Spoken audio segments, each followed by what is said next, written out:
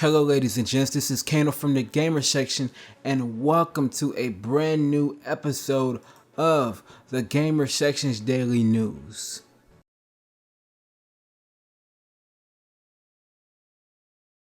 It's been a while since we saw something from the Crysis series, but it seems the sci-fi first-person shooter franchise could be gearing up for some sort of comeback. Recently, the official Crysis Twitter page saw something unusual activity, posting a tweet that simply said, "Receiving data." This is also the page's first tweet since December 2016.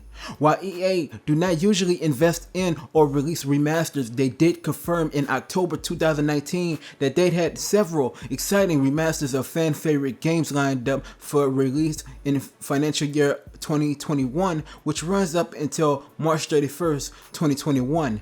Many have assumed that a remaster of the first Crysis or perhaps the entire trilogy might be one of those releases, especially with next generation consoles coming out at the end of this year.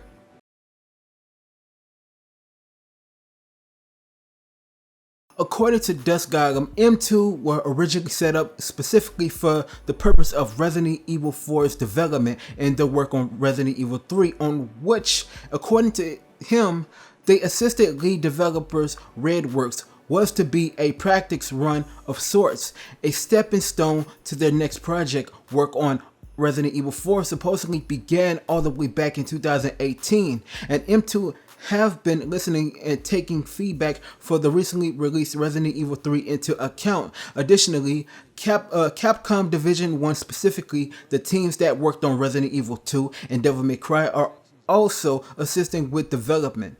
Dust Gotham says that by the time the game is out, it will have been in development for over 4 years. Its review time a year or a year and a half away, with Dust Gotham suggesting that for the foreseeable future, the rumored Resident Evil 8 is going to get Capcom's undivided attention. He also reiterates that the project was greenlit by Capcom only after it got Shinji Mikami's approval, through his own involvement in development is limited, owing to his commitments to Tango Gameworks' upcoming Ghostwire Tokyo.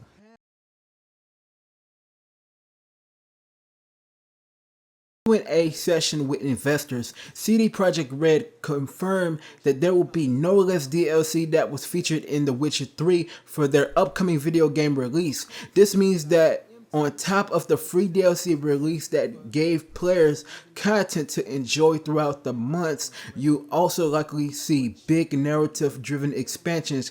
It's also worth mentioning that a multiplayer component is also coming to the game post-launch, though we don't have any details as to what can we expect on that front.